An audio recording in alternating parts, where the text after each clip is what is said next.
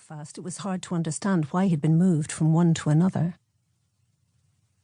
In a professional way, Miss Nightingale had inquired about that, but nothing had been forthcoming. She led the way from the room and handed the boy his cap from the hall stand ledge, the same emblem of a bird on it. She stood for a moment by the open door, watching him close the gate behind him.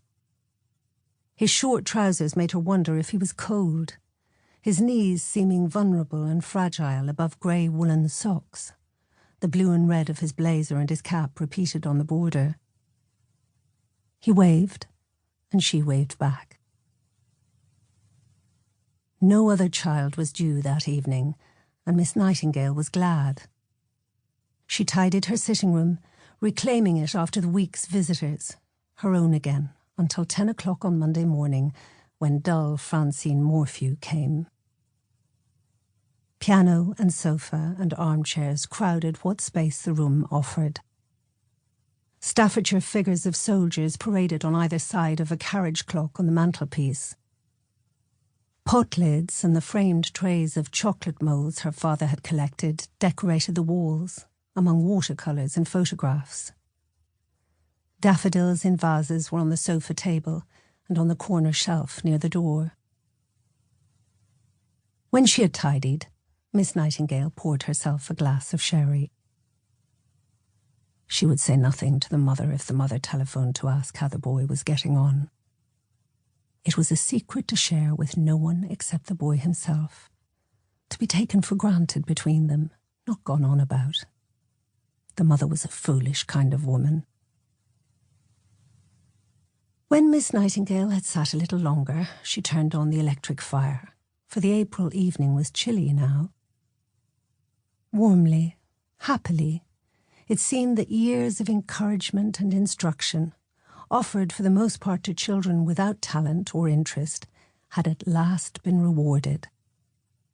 Within this small boy, so modest in his manner, there were symphonies unwritten, suites and concertos and oratorios. She could tell.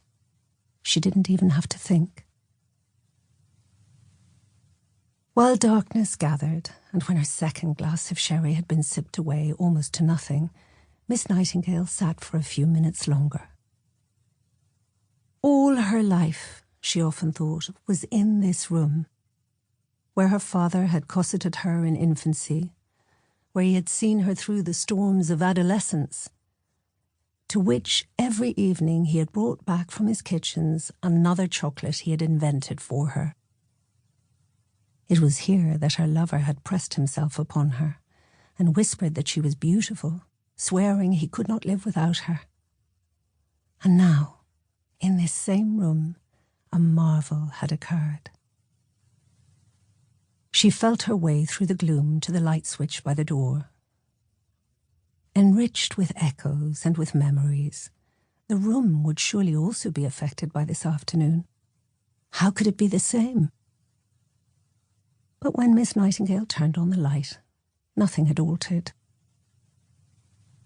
It was only when she was drawing the curtains that she noticed there was a difference. The little snuff box with someone else's coat of arms on it was missing from the window table. The next Friday, a porcelain swan went, and then the pot lid with a scene from Great Expectations on it, and then an earring she'd taken out because the clasp was faulty. A scarf, too flimsy to be of use to a boy, was no longer on its hall-stand peg when she looked for it one Saturday morning. 2 of the Staffordshire soldiers went.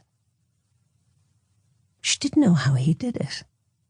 She watched and saw nothing.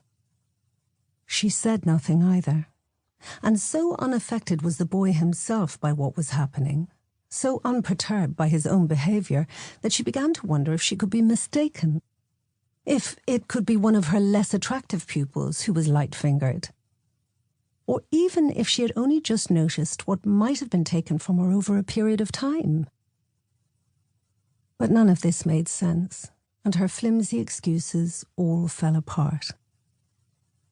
The rose-petal paperweight was there when he began to play his Chopin prelude.